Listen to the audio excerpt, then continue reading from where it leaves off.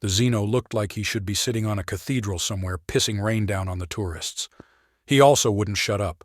"I told you I'm not a bloody engineer, pilot, Superman, or whatever other weird ideas you have about humans. I'm a xenopaleoarchaeologist, and I'm wearing the wrong pants for a pirate attack. My grant doesn't cover it, and neither does my health insurance."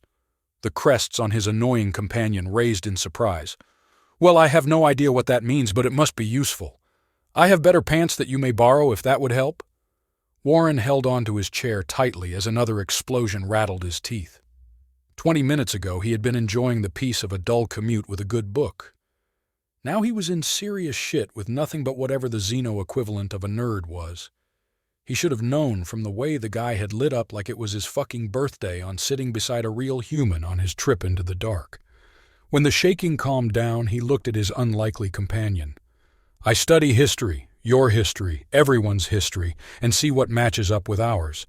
In particular, I study the utilization of fire in prehistory as an indicator of future galactic development."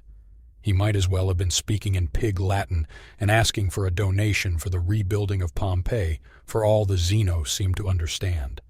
The Xeno seemed to be considering something and then spoke in a sudden burst, as if he was afraid the universe might interrupt him. "I am Nern, senior second programmer of the third shift of numbers of importance, and I also study. I study combinations of numbers, and I recommend the best ones. I cannot be captured by pirates. My department would be horrified." This was the problem with dumb translations, since Warren heard office geek that lived in a basement when he was actually being told, "I am the second in command of the third sector of our planet's military, space. I study patterns of warfare within the galaxy and our local space and recommend countermeasures to deal with foreseen problems. My death or capture will result in confusion and possible overreaction by our military." What Naern heard from his new human companion was, "I am a human specialist responsible for fire, and I am without my equipment." The obvious solution was to find some way for the human to utilize his skills in fire, a most useful thing in a battle with pirates. Naern ran the numbers in his head. "We are on a civilian ship from the Intech people. They make poor ships, but cheap. Since your people stopped their previous activities, I must think that they are unfamiliar with important things like escape pods, since we have not been offered one. My projections indicate that this ship was probably refitted from a pirate vessel. Do you concur?" Warren looked around at the slightly squashed cabin and took a wild guess. "Sure, why not? If these guys were pirates, then either they are still working with them or they might have held onto some of the systems they used to use. No one gives up firepower if they can help it. I'm not sure how that helps us." Naern added that to his numbers. "I concur. It is a most useful insight. We have just under 18 minutes before the ship either surrenders to slavers and thieves or fails completely and explodes, so I propose we seek to take immediate control of the vessel. I have sufficient understanding to undertake to pilot the vessel, and you will be responsible for finding and using the weapons you believe they have concealed. Do you concur?" Warren was still struggling with the 18 minutes until we die when the Xeno grabbed him and pushed him forward towards the door. He thought the creature had been driven mad with fear and decided to chance it on his own. The Xeno had babbled something about escape pods, so he pulled open the door and began running. He no longer cared where he was running to, but he was damn sure of what he was running away from. He was nearly back to rational thought when someone suddenly appeared in front of him and raised a weapon towards his face. Warren needed those brown pants really badly, but he was moving too fast to stop, so he tried to drop his head just as the much-abused ship's systems flickered and the gravity went offline for a second. To Naern, it appeared as if the human had sprinted at unbelievable speed from the cabin, and when one of the pirates had dropped his camouflage to shoot him, he had simply lowered his head and charged his assailant. He watched the pirate shatter as the human seemed to fly into him, its weapon thrown wildly and his armor crushed against the corridor wall. He hurried to catch up.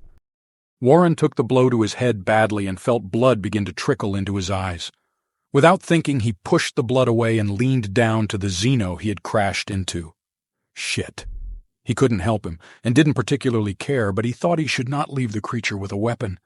He himself had never used one, and had no idea of how the thing worked, but maybe he could give it to someone in authority.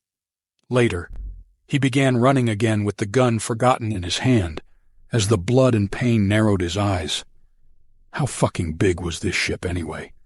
The escape pods must be near the pilot. It made no sense otherwise. Remarkable, Niern said to the dead pirate. I have heard the human expression that you never know what will hit you, but I didn't realize it was literal. He stepped over the corpse and followed his fire human. The problem with running around like headless poultry is that it always ends badly for someone. Warren was finding that out the hard way as he found himself with a bleeding head, a raging headache, and absolutely no idea of where he was on the ship. On the upside, no one seemed to be shooting at him or the ship. He stopped for breath and began to calm down, and then he heard the footsteps. Someone was coming. Niren was growing more and more curious as his human friend threw himself forward into the maze of corridors without pause. If he was willing to entertain the thought, he would have said the route that he was taking was unusual, but it had evaded all the crew and pirates, and he had brought them safely to the bridge. He had followed the thumping feet as they echoed down the shaky corridors, and until then heard them falter and stop. Good. He had not been forgotten, and his ally was obviously waiting for him to catch up. He reflected that perhaps they hadn't avoided anyone, but that any enemy hearing the thumping human's arrival, seeing it covered in its lurid red blood and casually holding a weapon, had simply gotten quickly out of the way. On the bridge of the unfortunate ship, the beautiful Bounty, there were two very unhappy captains. One of them was dressed slightly less formally than the other, but they could not be mistaken for anything other than family, bickering in front of some heavily armed men. I told you we had a human and a high-value target. The human is some academic, not a warrior, just a teacher. He's not important. We need the local, the command staff guy. He's the one making all the plans around here. The Intech pirate laughed. Really? Because I can see the same cameras that you can, and the human has already slaughtered one of mine in cold blood, stolen his gun and is now tearing through the ship looking for the rest of us. He's probably going to be outside the door in a few minutes. I'm done. I'm not fighting a human again. You weren't there. Even if I kill him, the rest of his kind will come looking for me, and they never fucking stop. You do whatever the fuck you want, but me and my men are out of here. The captain of the beautiful Bounty seemed to shrink. But I turned off the defenses to do this. I'm screwed. I'll spend years in a penal colony when they read the incident report. The local guy is really important. I'm fucked. He seemed to realize that he had thrown his entire life into the toilet for nothing. If the pirates wouldn't fight, his crew definitely wouldn't, and he didn't want to face the creature alone. He looked at the vid as the crazed and bloodied creature ran towards the bridge, towards him. The whole room heard and felt something, run heavily towards the door and then stop. Then silence. The Intech pirate shook himself.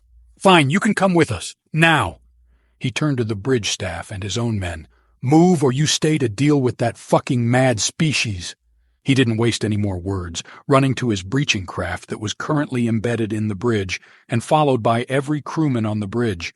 It was a well-practiced maneuver for most of them, and it took less than a minute for them all to pile through the joining fields. Warren groaned when the annoying Xeno suddenly reappeared. He had tried to figure out the weapon, but it wasn't made for humans. It was some weird thing that you obviously needed the correct training to use. He still held it in case he needed to hit something, but then he wiped some more dried blood out of his eyebrows and finally realized he had been an idiot to the innocent Xeno. Good to see you again. I'm afraid the fight or flight instinct is strong in my people, but I shouldn't have behaved so poorly. Since we are both still here, I assume the pirates are boarding. Do you have any suggestions? Are you uninjured? Niren was pleased to see the human was alert and capable of intelligent questions. What he understood was that his ally was pleased with his survival and looking for his understanding and preferred countermeasures, an admirable trait that was so rare in warriors. It still looked like a horror, but that's aliens for you. I believe this is the correct door. I estimate that we will succeed if you enter first. When you have subdued the bridge, I will then take control of the navigation and bring us to safety. You must find fire control and prepare to disable the pirate ship. They should not be permitted to rampage in the system or seek revenge against us." The human seemed to consider it for a moment and then handed him the weapon. Of course, he was probably feeling protective. This was a trait he had read about in his intel reports of the species. They must be bonded in the human's mind. Well, that was slightly embarrassing. Warren looked at the gun and gave up. He handed it to the Xeno. Maybe he had seen them in the movies or done basic training. From what the nerd said, they needed to take the bridge and then find the weapons before the pirates blew the ship up to cover their tracks. Another deadline. "All right, you wave that thing around and let me take a swipe at anyone still standing. We are both going to die." Niern assumed that that was some warrior's creed and tried to respond. "Indeed, but not today." He pointed at one of the doors leading off from the corridor. "That is where we must go. I will open it, and you will act. I shall endeavor to cover you with the gun, but it is not recommended for use on a ship, and would probably destroy vital systems should I try. I shall, as you suggest, wave it about." All Warren heard was that the Xeno didn't know how to shoot, and the door was right in front of him. His plan to run into the pointy end had been correct, it seemed. He just nodded and pushed hard on the door. Niern was surprised when it shifted easily under the human's hand. Breaching the bridge was always notoriously difficult, but the human didn't even slow down. Warren figured the various fire and damage alarms currently ringing through the ship had opened every lock, especially on a civilian ship that carried his people. Any engineer he had ever met would have melted it down for ballast if it didn't. He opened the door to an empty room. "Well, that was easier than I expected. Go do your thing and I'll see what they have to play with." He couldn't believe it. He wasn't going to get shot. Whatever the pirates wanted, they had taken and left. He was just a bystander, but what the fuck? He watched the Xeno move with the fussy authority of someone that spends their days at this kind of shit. The guy seemed to grow a foot taller when he began programming or piloting or whatever the hell he was doing. He found a panel on the captain's console. It looked like it had been nailed on, and it was definitely not supposed to be there. It had a big red button and a sign that read "Emergency" in several languages, but most of them were incorrectly spelled, something that always annoyed him. He hit the button, and nothing happened. Surprise. 30 seconds later, he had pried it off to find a small screen and 6 buttons, 4 with arrows, one kind of beige and one red. He hit the beige one, and the screen seemed to flicker until another ship appeared. The pirate? There was no one else for a dozen light years. It even came with crosshairs that suddenly turned green when it thought it was pointing at the right thing. Revenge. His or theirs. Who would ever know? He didn't, but he hit the red button anyway. Niern was struggling with the debriefing. "It is as I have told you. Once I had informed the human of our predicament, he acted immediately, killing the first pirate we encountered and seizing its weapon. It then evaded all opposition until it reached the bridge and waited for my instruction. Once we had breached the bridge, he sought out the hidden weapons system and annihilated the pirate ship. I piloted us into safe space, and he immediately disembarked and left for Earth space. I do not understand why you are having issues with this. It is plainly visible on the recovered files, and I have no reason to lie about the event. I was hardly heroic. I took no part except the piloting of the ship once we were safe." The supervisor looked sympathetic. "You are aware of their XCC, their central authority for any events that take place outside their space. They report that the human, the one that you refer to as Warren, has no memory of any such details. Apparently, a Xeno that was good with numbers looked after the whole thing. He has refused the bounty on the pirate ship and the salvage of the beautiful bounty." Niern didn't have anything left to add, but he could read these numbers. The supervisor continued, "The XCC has sent us the documentation signing any and all such claims to you. If the vast amount of money wasn't enough, the humans have also offered you free transport and employment should you choose to move to their space. You cannot work in intelligence for us when a foreign power is taking such a close interest in you." The supervisor stood up, and Niern shakily followed. "It is the opinion of this commission that you will be transferred into Xeno relations and provided with a rebuilt, beautiful bounty as your ship. Your captain papers and license have been issued along with the bounty on the pirates. Your ship will remain in the control of our fleet until your retirement, and then will pass to you. Congratulations, Captain Njorn.